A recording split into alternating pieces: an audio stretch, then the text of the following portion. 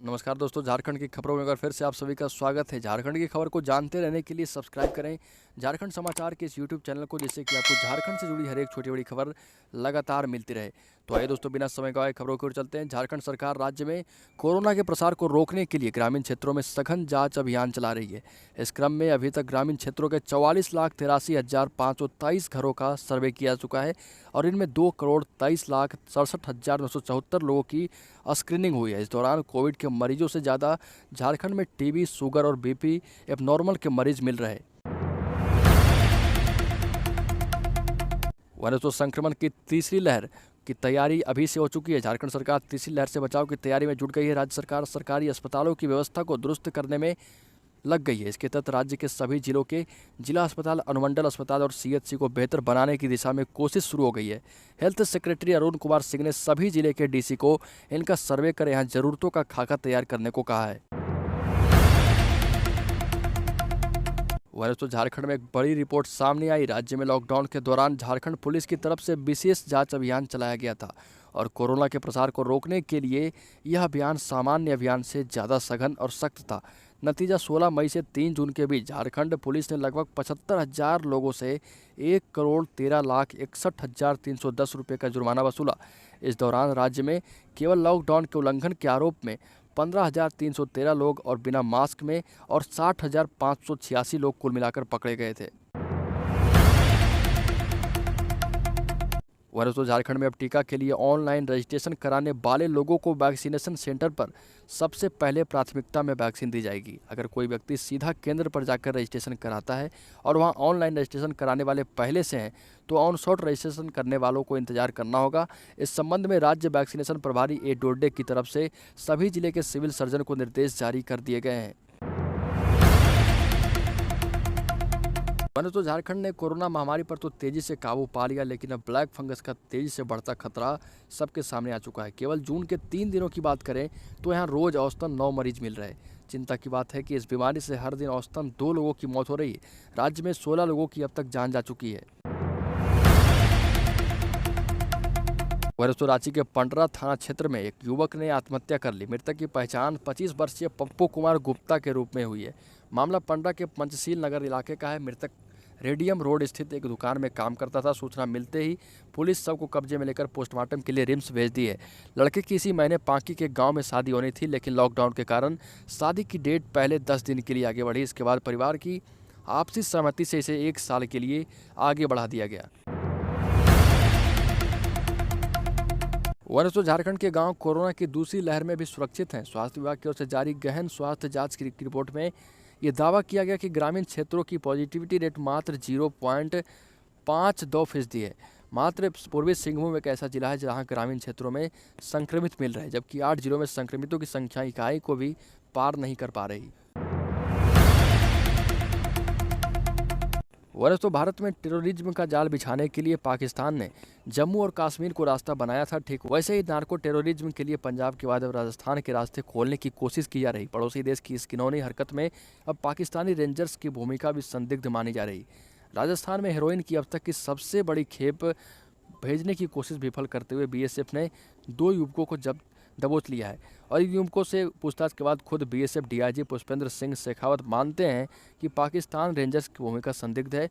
Pakistan rangers की भूमिका इस पूरे मामले में संदिग्ध है क्योंकि उसने ही ये कोशिश करवाई है।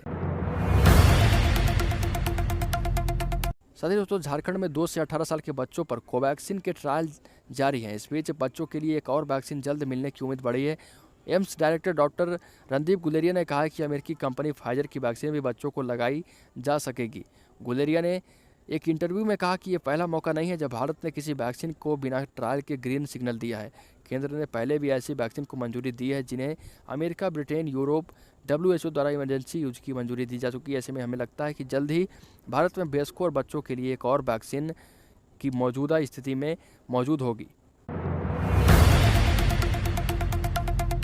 साथ ही दोस्तों, दिल्ली हाईकोर्ट ने 5G टेक्नोलॉजी के खिलाफ हाईकोर्ट गई फिल्म एक्ट्रेस जूही चावला की याचिका को खारिज कर दिया। अदालत ने जूही पर 20 लाख का जुर्माना भी लगाया और कहा कि ये याचिका कानूनी प्रक्रिया का दुरुपयोग है। ऐसा लगता है कि ये याचिका पब्लिसिटी के लिए दाखिल की गई थी और देश में 5G लॉन्च करने से पहले इंसानों और पशु पक्षियों पर इसके असर की जांच हो, या भी साफ हो कि टेक्नोलॉजी से आने वाली पीढ़ी को नुकसान तो नहीं। ऐसा जूही चावला ने कोर्ट के सामने पक्ष रखा था। वरिष्ठ आयुर्वेद पद्धति से अपना इलाज कराने के लिए आसाराम ने राजस्थान हाईकोर्ट से फिर से एक बार निराशा हाथ लगी है। सुप्रीम कोर्ट में जमानत याचिका दायर की है और सुप्रीम कोर्ट ने आसाराम की अंतरिम जमानत याचिका पर सुनवाई करते हुए राजस्थान सरकार व जेल प्रशासन को नोटिस जारी किया है। अगली सुनवाई 7 दिन बाद होगी। जेल से बाहर आने की छटपटाहट में आसाराम अब तक करीब 25 जमानत याचिका दायर कर चुका है और किसी भी कोर्ट से उसे राहत नहीं मिल पा रही है।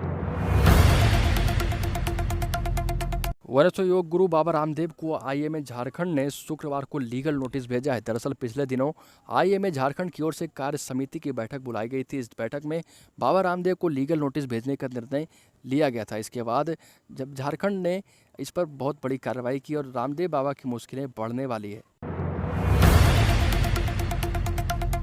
वरिष्ठ रांची विश्वविद्यालय के पीजी केमिस्ट्री विभाग में विश्व पर्यावरण दिवस की पूर्व संध्या पर इकोसिस्टम रीएस्टोरेशन था। इसमें छात्रा ने पोस्टर लेखन, स्लोगन व शोध पत्र के माध्यम से पर्यावरण संरक्षण का संदेश दिया। वहीं कुलपति डॉक्टर कामिनी कुमार ने कहा कि एक जिम्मेदार नागरिक की तरह पर्यावरण के प्रति कर्तव्यनिष्ठ रहें और सभी नागरिकों को पेड़ पौधों के साथ अच्छे तरह से व्यवहार करना चाहिए। साथ ही दोस्तों, आजसू के केंद्रीय उपाध्यक्ष शाह लोहरदग्गा के पूर्व विधायक कमल किशोर भगत ने झारखंड सरकार से कोरोना से मृत परिवार को आर्थिक सहायता प्रदान करने की मांग की है और उन्होंने कहा कि जितने भी बच्चे कोरोना से संक्रमण काल से अनाथ हुए उन बच्चों की देखभाल भी सरकार करे और ग्रामीण क्षेत्रों में विशेष फोकस किया जाए। वहीं दोस्तों, झारखंड में फिर से एक बार आईएएस अधिकारी का तबादला हुआ है। आईएएस अधिकारी मनोज कुमार को कारा महानिरीक्षक बनाया गया। इससे पहले वीरेंद्र भूषण कारा महानिरीक्षक, जो कि गत 31 मई को सेवानिवृत्त हुए थे, उनकी सेवानिवृत्ति के बाद यह पद रिक्त था। मनोज कुमार 2010 बैच के आईएएस अधिकारी हुआ करते थे।